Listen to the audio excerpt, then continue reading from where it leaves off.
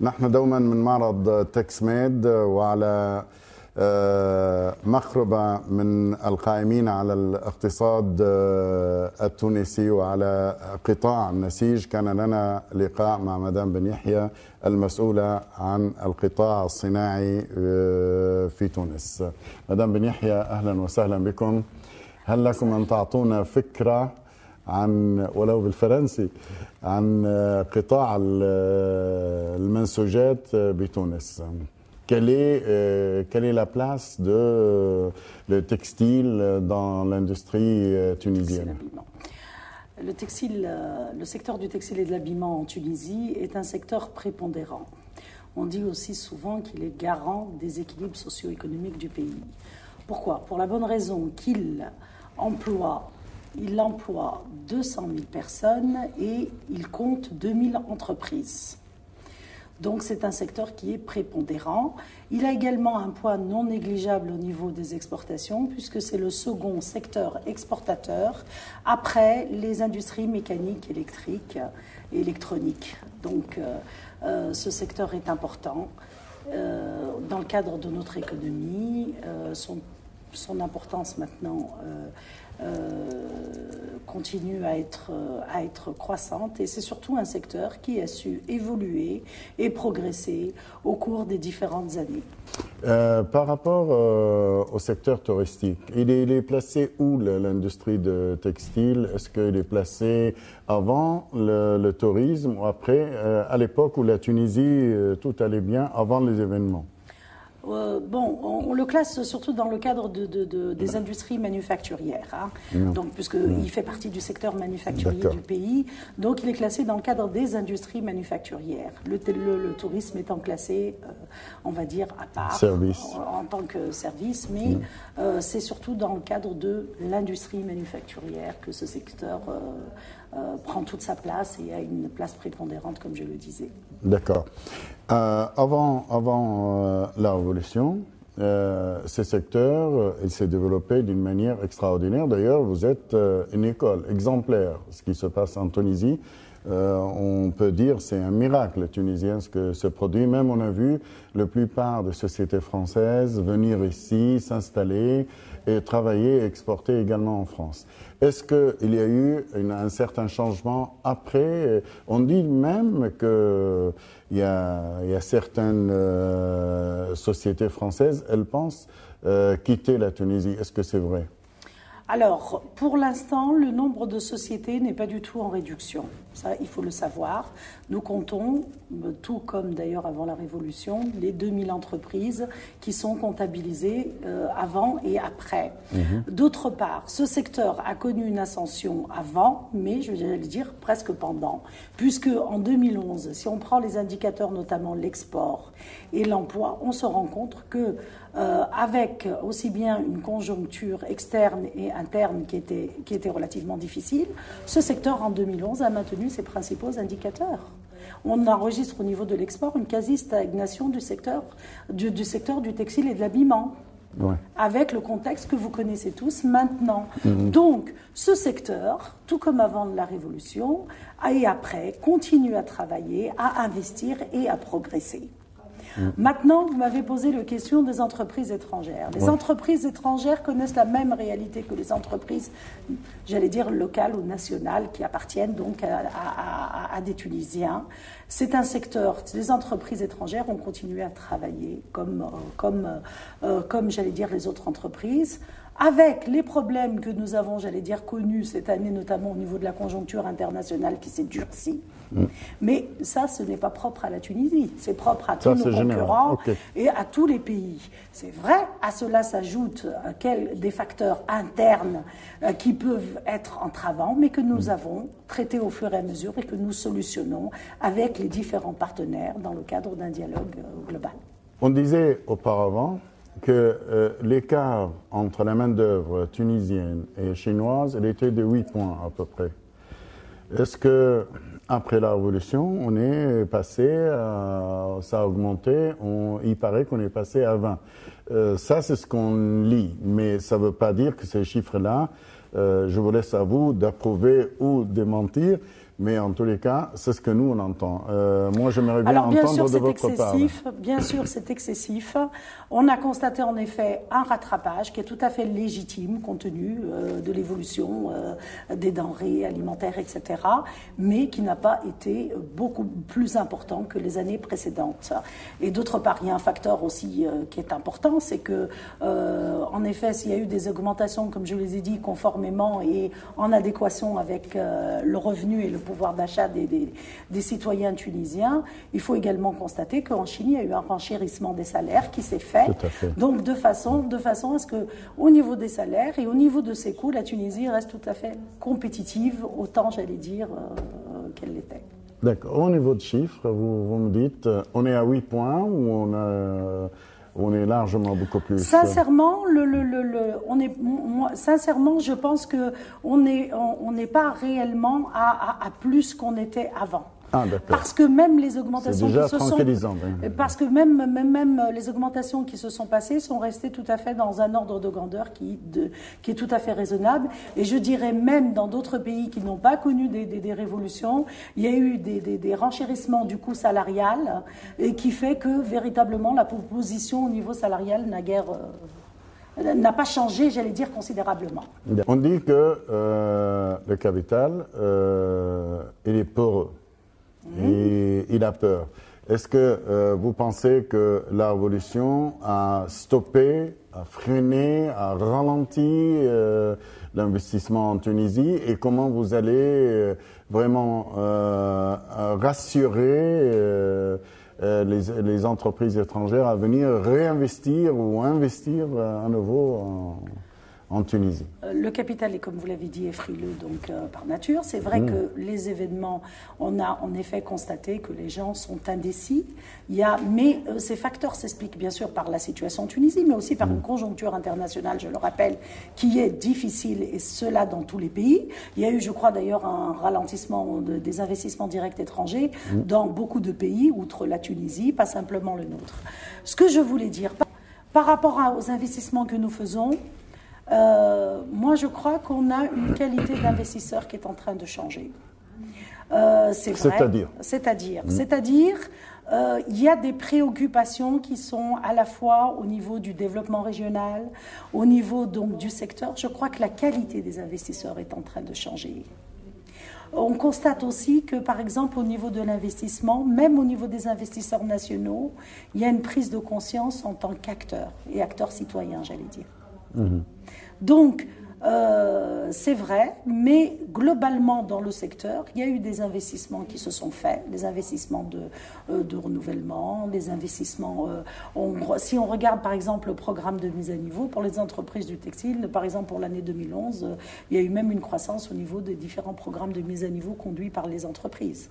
Ça veut dire qu'elles sont toujours dans un processus d'investissement, d'amélioration de leur outil de production.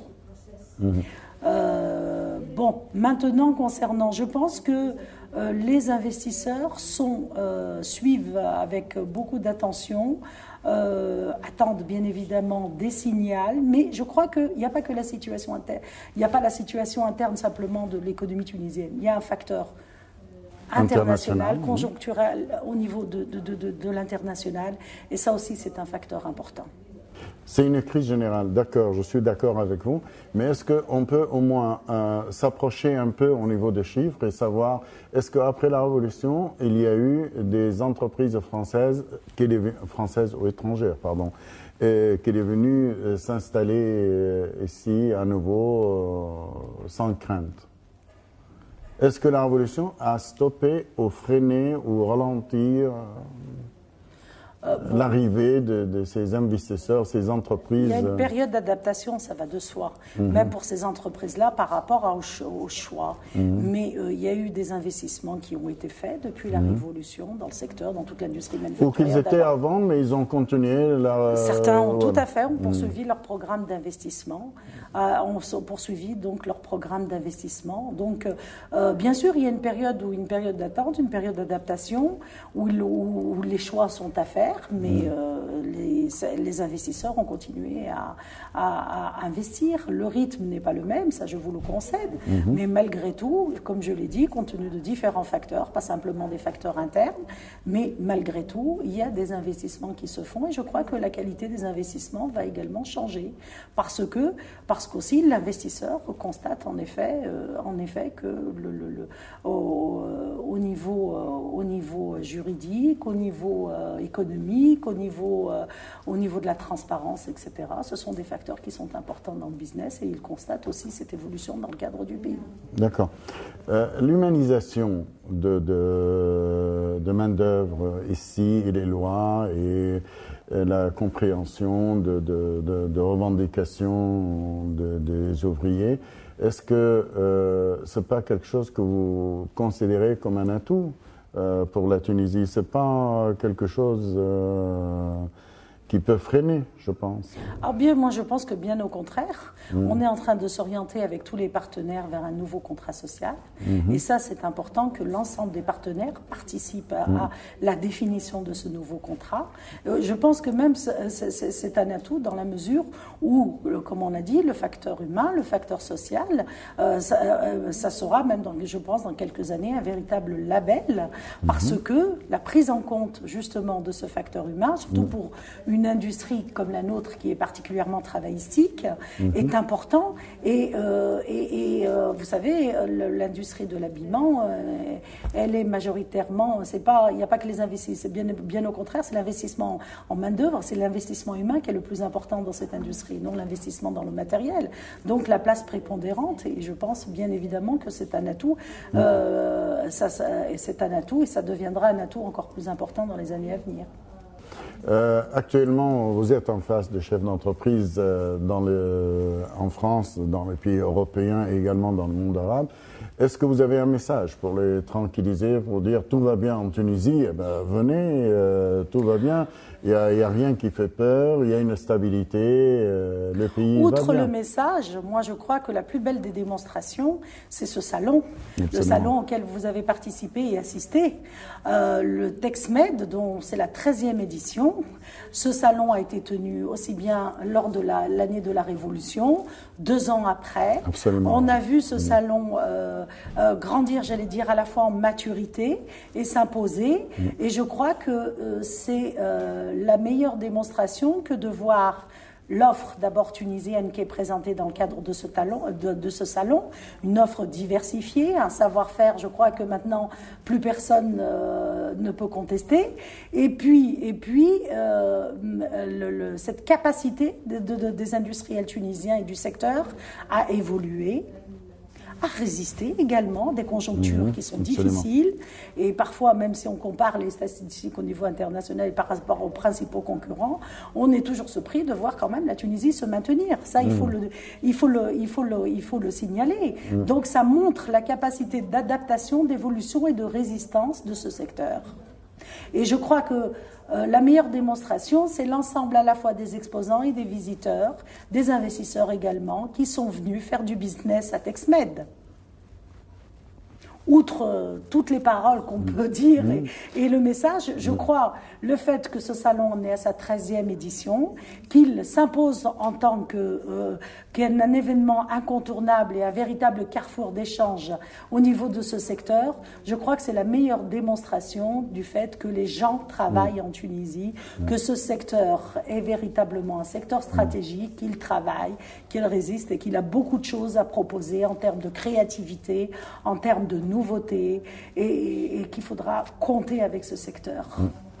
On a vu, justement, puisqu'on parle de salon, on a vu les entreprises égyptiennes, ils étaient là, à gauche, et les Turcs à droite, et les Tunisiens au milieu.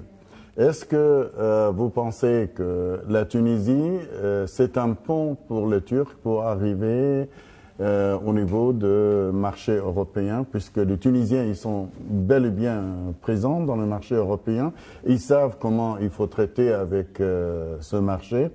Et on voit que les Égyptiens et les Turcs, ils essayent de comprendre, travailler un peu avec l'expérience et l'école tunisienne pour y arriver au marché, soit français, soit allemand. Alors, je voudrais dire un petit peu, comme vous dites, la présence à la fois de nos amis égyptiens et turcs à l'intérieur du salon, c'est le caractère euro-méditerranéen de ce salon. On en est à sa 13e édition, mais le caractère euro-méditerranéen de ce salon a été respecté. On a toujours eu des exposants, à la fois turcs, à la fois égyptiens. Malgré que les choses politiques sur le plan méditerranéen, ça va un peu mal. C'est pour cela qu'on voit l'absence de certains pays comme la Syrie, le Liban. Pourquoi? C'est vrai, pourquoi ces pays-là, ils ne sont pas présents? On n'a pas vu l'Italie, on a vu le Portugal, mais peut-être l'Italie, c'est des entreprises individuelles, ce n'est pas un stand global. Il n'y a pas de pavillon à proprement parler, mais il y a des entreprises italiennes qui exposent à Texmed. Vous en avez. Il y en a qui sont implantés à la fois en Tunisie et en Italie, de grands groupes, et qui sont présents au niveau de Texmed. Donc, il y a aussi le fait que, contrairement aux différentes années, il y avait un pavillon en quelque sorte d'honneur les années précédentes. Cette année, le caractère euro-méditerranéen a prévalu, avec l'invitation aux différents membres, et bien évidemment, en fonction des considérations des industriels de chaque pays. Certains ont participé au niveau des dates. Il faut savoir aussi que quand même Texmed cette année la date a été changée, puisque donc il a eu lieu du 3 au 5 octobre. Il avait lieu précédemment au début juin, et c'est à la demande en effet de la profession qui a proposé cette date parce qu'elle correspond davantage au calendrier, bien évidemment, des commandes et des affaires, et puis qui leur sied le mieux. Donc la flexibilité de Texmed évolue à travers le temps. Le caractère euro-méditerranéen est représenté. Bon, quand on dit les entreprises turques, vous savez, les entreprises turques exportent déjà en Europe. Je crois que c'est un fleuron. L'industrie turque, quand même, du textile habillement est importante. Elle réalise des chiffres significatifs. Donc je pense qu'à ce niveau-là, c'est plus dans le cadre d'un échange partenarial, comme on peut avoir avec, surtout au niveau du sourcing, puisque vous savez que la Tunisie est dépourvue de matières premières et que nous importons la matière première, à la fois de l'Europe, mais également de Turquie, avec lequel on a un accord de libre-échange, à la fois au niveau européen, sachant quand même que l'Italie, pour ce secteur, est le premier fournisseur du secteur du textile et de l'habillement. C'est l'Italie qui est le premier fournisseur du textile et de l'habillement. Au préalable, c'était la France, en 2006, l'Italie, donc est devenu le premier fournisseur. Ça, c'est concernant les Turcs. Et les Égyptiens? Les Égyptiens, je crois qu'il y a une évolution également qui se fait au niveau de leur secteur. Ils ont souhaité participer au Texmed. Ils participaient au préalable. Mais pas en temps de tel nombre. Cette année, elle est important. Qu'est-ce que ça signifie? Est-ce que le marché égyptien, l'habitude, c'est les États-Unis d'Amérique? Quel regard maintenant ils portent l'Égyptien sur le bassin méditerranéen? Pourquoi la présence actuellement, alors qu'ils étaient tournés complètement vers les États-Unis? Je crois que, compte tenu en effet de la conjoncture, tous les marchés sont bons à prendre en quelque sorte. Donc il est tout à fait légitime qu'ils démarchent également les marchés européens, comme j'allais dire, les Tunisiens souhaitent démarcher un maximum de marchés, outre les marchés classiques. On souhaite bien évidemment développer nos présences, développer notre présence sur les marchés, sur d'autres marchés, sur de nouveaux marchés auxquels nos industriels peuvent avoir accès. Et nos collègues égyptiens, j'allais dire, il est tout à fait légitime qu'ils en fassent de même. Mais ils ont toujours participé à Texmed. Ça, je tiens à le préciser. C'est une tradition. C'est vrai que cette année, la date qui était aussi proposée sied, comme je dis, davantage au niveau des professionnels, puisque ça a été une demande de la profession. Donc, je pense que le caractère euromède de la manifestation est maintenu. Pourquoi on ne dit pas que le marché américain n'est pas porteur pour eux? Il est tout à fait porteur et nous, je dirais que... Est-ce que la Tunisie, elle vise ces secteurs? La Tunisie, bien évidemment, souhaite développer ses exportations sur le marché européen, sur le marché américain, pardon. Elle souhaite développer ses exportations sur le marché américain. On souhaite en effet conquérir de plus en plus de nouveaux marchés, outre, comme je le disais, les marchés classiques. Les marchés classiques, il y a des efforts, notamment d'industriels tunisiens, au niveau de l'export, au niveau américain. Il est sûr que si nous avions un un accord de libre-échange avec les États-Unis, cela faciliterait davantage l'opération. La Tunisie, c'est le pays numéro 1 qu'il est partenaire avec l'Union européenne. L'Union européenne considère que le bassin méditerranéen, et d'ailleurs ça c'est le but de ce salon, c'est son marché. L'arrivée des Américains, elle n'est pas du tout le bienvenu, ce secteur-là. Est-ce que la présence d'Égyptiens, c'est remettre les choses dans leur place, dire que nous sommes méditerranéens et il faudrait s'en occuper de ce marché, malgré que je ne vois pas encore la relation inter-méditerranéenne ou euro-méditerranéenne marche très bien. Vous savez, ça commence ça au niveau euro-méditerranéen, notamment des partenariats, même avec l'Égypte, ont commencé même avant la Révolution. On a des industriels du textile et de l'habillement, certains ont procédé à des implantations, il y a des échanges et un partenariat qui est en train de se mettre en place. Mais outre, moi je dirais les considérations, c'est surtout des considérations d'ordre économique dans le cadre de ce secteur et de cette manifestation. Ces considérations économiques imposent aujourd'hui de conquérir toujours davantage de marchés avec de nouveaux produits, une nouvelle clientèle, etc. Parce qu'on sait très bien que les marchés classiques, il y a une saturation qui va se faire, surtout lors de cette conjoncture internationale qui est difficile pour tout, j'allais dire, au niveau international. Donc, bien évidemment, si l'ensemble des partenaires souhaitent conquérir de nouveaux marchés, à travers des alliances, à travers des partenariats, c'est évident. Mais je crois qu'il faut voir ceci d'un intérêt purement économique. Ils sont là pour faire du business. Mais quand on parle de dialogue euro-arabe, on pense c'est comme dans un couple. Il y en a celui qui l'aime et celui qui se laisse aimer. Et finalement, ceux qui se laissent aimer, c'est les Européens et nous, on continue à les aimer. Et à un moment donné, on dit, mais on ne veut plus les aimer maintenant puisqu'ils ne regardent pas. C'est un partenaire traditionnel. C'est ça le retour des Égyptiens, ici dans ce salon. Est-ce que ça ne traduit pas ce regard ? Moi, je crois que je ne sais pas. Je suis plus sceptique par rapport à ce regard-là, pour la bonne raison que nos marchés traditionnels restent des marchés prioritaires. Il y a encore des potentialités qui sont importantes. Il y a encore des niches de marché qui ne sont pas exploitées. Pour les Tunisiens. Pour les Tunisiens. Pour les Tunisiens, mais on ne voit pas ça au niveau de Maroc, au niveau de l'Algérie, au niveau de l'Égypte. C'est encore... La Tunisie, il a pris chemin à part, il a traité, et je ne sais pas comment ils ont arrivé à convaincre les Européens qu'il y a un seul pays au Maghreb, qu'il est le numéro 1 au niveau de partenariat avec l'Europe, c'est la Tunisie. Et d'ailleurs... non, si je regarde, excusez-moi, mais là, si je regarde le classement, le Maroc est bien positionné également sur le marché européen. Le Maroc, il est bien, là dernièrement, parce qu'il y a eu la révolution en Tunisie. Mais sinon, non, même dans les années précédentes, bien avant la révolution, le Maroc a toujours eu également une place qui est importante au niveau sur le marché européen. Le principal marché européen du Maroc, c'est l'Espagne. La Tunisie, c'est la France. La Tunisie, c'est la France et l'Allemagne. Mais le deuxième marché, c'est la France et l'Italie. Dans cet ordre-là, au niveau des marchés. Pour le Maroc, c'est l'Espagne et ensuite la France. Donc, vous voyez, on est quasiment dans le même peloton. On est quasiment dans le même peloton. Il n'y a pas de. Je crois que la Tunisie n'a pas bénéficié de. C'est son business, c'est le développement des affaires qui a fait ça, mais on n'est pas une particularité par rapport à d'autres pays du sud de la Méditerranée. La Turquie est également très bien positionnée au niveau du marché européen. Je parle du secteur du textile et l'habillement, bien évidemment. Oui, bien sûr, bien sûr. Donc ça, c'est... Moi, je pense que non, Turquie, il y a des définitions, il y a des opportunités, il y a d'ouverture, des partenariats qui sont en train de se faire.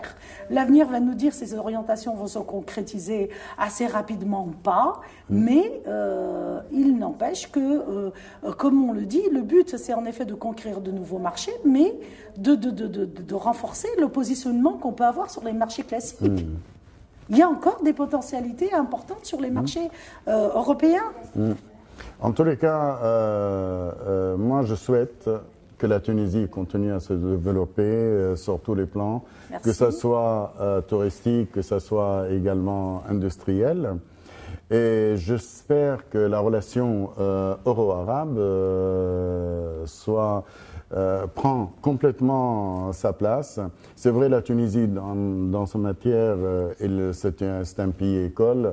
On n'a pas vu encore, malgré des pays grands comme l'Égypte ou la Syrie, ils n'ont pas fait la même pas avec les Européens autant que la Tunisie.